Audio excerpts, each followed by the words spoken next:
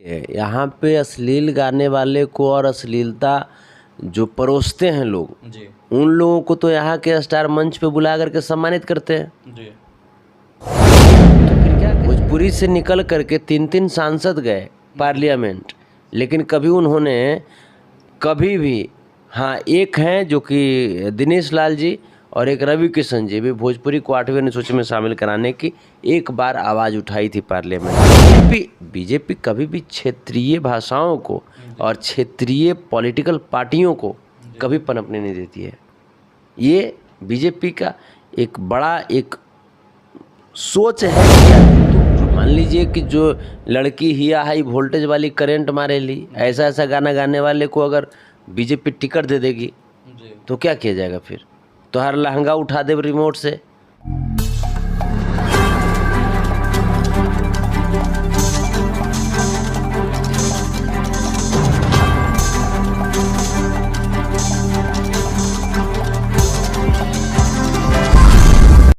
नमस्कार, मैं धनंजय सिंह। आज हम मौजूद हैं संतोष रेणु सर, जो भोजपुरी इंडस्ट्री के बहुत बड़े कलाकार हैं। ये परिचय के मोहताज नहीं हैं। और एक बात करूंगा कि भोजपुरी इंडस्ट्री में आज दिन जो आजकल चल रहा है विवाद, कंट्रोवर्सी का, इसके बारे में भी बात करूंगा। और लोग दूसरे को फ़ोन पे गाली गलौज कर रहे हैं, सोशल मीडिया के थ्रू गाली गलौज कर रहे हैं, आगे बढ़ना चाह रहे हैं, इसका क्या मैटर है, इस बहुत सारे विषय पर चाहूँगा इनसे बात करूँ और जानकारी लूँ और आप तक सुनाने का काम करूँ। पहले तो सर, आप तक 24 में आपका स्वागत है सर। जी बहुत बहुत धन्यवाद। सर एक चीज़ बताइए, भोजपुरी इंडस्ट्री में जो अभी कंट्रोवर्सी चल रहा है, क्या ये चलना चाहिए? क्या जाति को लेकर के, ये जाति वो जाति? नहीं, देखिए कभी भी जाति जब बनाई गई है तो बातें तो चलेगी। ये इस पे चिकनी चुपड़ी बातें नहीं की जा सकती है। जो लोग भी जाति बनाए, वर्ग बनाए, तो बातें तो होंगी। वरना हम तो कहते हैं कि समूचे जाति खत्म कर दीजिए, सबको एक रंग में रंग दीजिए, सबको वो अधिकार मिले, सबको जैसे जिस प्रकार से मंदिर में जो लोग जाते हैं वहाँ पे भी एक भगवान के पास भी जाति बना दिया गया है। मंदिर में एक ही लोग वहाँ पे पुजारी के रूप में रहेंगे। काहे भाई? जिसको संस्कृत आएगा, जो संस्कृत में प्रकांड विद्वान होंगे, चाहे किसी जाति से हो, उनको मंदिरों में जगह मिले पुजारी के रूप में।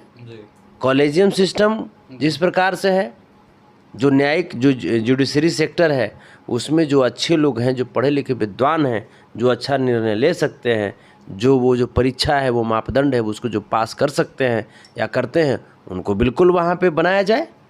जो कॉलेज का जो सिस्टम है यहाँ पे, कि कॉलेज में जो प्रोफेसर हैं वो लगभग जैसे एक ही समाज के लोग वहाँ पे कब्जियाए हुए हैं, ये गलत है। सब लोगों को अवसर मिलना चाहिए, क्योंकि जब सब लोगों को अवसर जब मिलेगा तब जाकर के प्रेम बढ़ेगा, तब जाकर के नफ़रत मिटेगी, और तब हमारी हिंदुस्तान की असली नींव वहाँ से स्टार्ट होगी। वो हिंदुस्तान जिस हिंदुस्तान को हम सोने की चिड़िया को भी जाना जाता था। बिल्कुल सर। और आए दिन अश्लील गाना बज रहा है सर मार्केट में, और आप भी एक बहुत बड़े सिंगर हैं। में ये जो भोजपुरी इंडस्ट्री में गलत गाना अश्लील बज रही है, उस पर क्या कहना चाहेंगे सर? देखिए, यहाँ पे अश्लील गाने वाले को और अश्लीलता जो परोसते हैं लोग उन लोगों को तो यहाँ के स्टार मंच पे बुला करके सम्मानित करते हैं। तो फिर क्या कहिएगा? फिर अब भाई जो रखवाला है वही भक्षक है, जो रक्षक है वही भक्षक है। तो क्या कहिएगा इस पे कुछ भी नहीं कर सकते। यहाँ पे तो भोजपुरी को 8वीं अनुसूची में शामिल कराने की बात पहले हम लोगों को करनी चाहिए थी, कोशिश करनी चाहिए थी। भोजपुरी आ पाएगा सर? कैसे आ पाएगा? भोजपुरी से निकल करके 3-3 सांसद गए पार्लियामेंट, लेकिन कभी उन्होंने कभी भी, हाँ एक हैं जो कि दिनेश लाल जी और एक रवि किशन जी, भी भोजपुरी को 8वें अनुसूची में शामिल कराने की एक बार आवाज़ उठाई थी पार्लियामेंट में, लेकिन मनोज तिवारी जी आज तक कभी उन्होंने कहा? तो ये जो चीज़ें हैं, संगठित होकर के लोगों को एक मंच पे आकर के और ईगो हटा करके, ये कौन स्टार, ये सब हटा करके आप एक कलाकार के तौर पे एक मंच पे आइए और सबसे विचार लीजिए। जिसका जैसा विचार हो, फाइनली एक हम लोग निष्कर्ष पे पहुंचेंगे, और निष्कर्ष पे पहुंच करके सरकार से, अभी तो भाई तीनों जो सांसद हैं भोजपुरी के कलाकार, वो तीनों के तीनों सांसद जिस पार्टी से, उसी पार्टी की सरकार है वहाँ पे। तब तो चाहिए कि वहाँ से मान्यता ले लीजिए, 8वीं अनुसूची में शामिल करा लीजिए। लेकिन बीजेपी नहीं करेगी शामिल। इसका रीजन सर? बीजेपी कभी भी क्षेत्रीय भाषाओं को और क्षेत्रीय पॉलिटिकल पार्टियों को कभी पनपने नहीं देती है। ये बीजेपी का एक बड़ा एक सोच है, या जो भी कहिए उसूल होता है उसका। अब कुछ लोग कहता है भोजपुरी इंडस्ट्री के सिंगर लोग ही भोजपुरी इंडस्ट्री को खराब करके रख दिए हैं, मतलब असली गाना को लेकर के हाँ, जैसे अब तो मान लीजिए कि जो लड़की हिया हाई वोल्टेज वाली करंट मारे ली, ऐसा गाना गाने वाले को अगर बीजेपी टिकट दे देगी तो क्या किया जाएगा फिर? तो हर लहंगा उठा दे रिमोट से, ऐसा गाना पे एक्टिंग करने वाले को अगर बीजेपी टिकट दे देगी तो जाहिर सी बात है कि सभी बच्चे सोचेंगे कि भाई लहंगा उठावल जाओ रिमोट से, हैं, करंट मरवावल जाओ ताकि हमारो टिकट मिल जाओ। हर लोग सोचेंगे ना। तो यहाँ पे सामने जो व्यक्ति है, सामने अगर वो गलत किया तो उसको उसका एहसास कराना चाहिए ना। अब वो गलत करके अपना नाम बना लिया, नाम बना करके उसके बाद आप सम्मानित करके उसको सांसद बना दे रहे हैं, तब थोड़ा सा तकलीफ तो होता है ना। सोशल मीडिया पे अभी फिलहाल एक फ़ोटो वायरल हो रहा है सर, पवन सिंह जी का, मतलब तेज प्रताप जी का, मतलब कि पैर को पकड़ते हुए, उस पर क्या आप कहेंगे सर? ये तो देखिए, ये अच्छी चीज़ें हैं। इस पे ये तो मान लीजिए कि संस्कार संस्कृति की चीज़ है। हर घर में अपने बड़े भाई का पैर छूते हैं। क्या कहीं मतलब कि पार्टी में आने का उनको है क्या सर?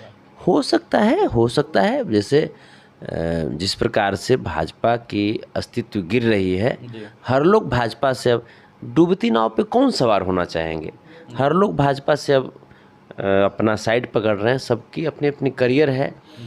और पवन सिंह जी भी अगर ऐसा सोच रहे हैं, आने के लिए भी सोच रहे हैं, ऐसे हमको तो ऐसा नहीं लगता है कि पॉलिटिकल मीटिंग वो होगा, लेकिन अगर आने के लिए भी सोच रहे हैं तो भाई इसके बाद जो पार्टी के जो आला कमान है उनका निर्णय होगा।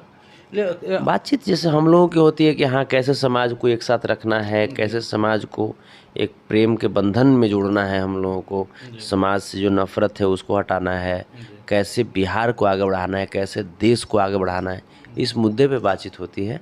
बाकी जो पॉलिटिकल चीज़ें हैं वो उनकी खुद की, जैसे जो एक कमेटी है उस पर तय होती है। तो बाकी कुछ बातें होती है जो कि उसको डिस्क्लोज नहीं कर सकते हैं। चलिए, और एक चीज़ बताइए लास्ट में सर, भोजपुरी इंडस्ट्री में आए दिन सिंगर लोग आ रहे हैं, आपने बोला कि मतलब कि रिमोट उठाने वाले को मतलब क्या कहता है कि टिकट मिल जाता है और वो लोग टिकट ले लेते हैं, मंत्री बन जाते हैं। लेकिन अगर आप भी एक सिंगर हैं सर, एक चीज़ ये बताइए कि मतलब क्या कहता है, जितने भी नया वर्ग के सिंगर हैं उनको आप क्या सीख देना चाहेंगे अपने स्तर से सर? बस अपने स्तर से हमारा बस एक ही चीज़ कि पहले अपना नाम बनाइए और कोशिश कीजिए कि नाम अच्छे तरीके से बनाइए। चूँकि गलत चीज़ों की आयु बहुत लंबी नहीं होती। आप अगर अच्छे चीज़ों से अपना नाम जब बनाएंगे तो उसका एक अलग मज़ा आएगा आपको।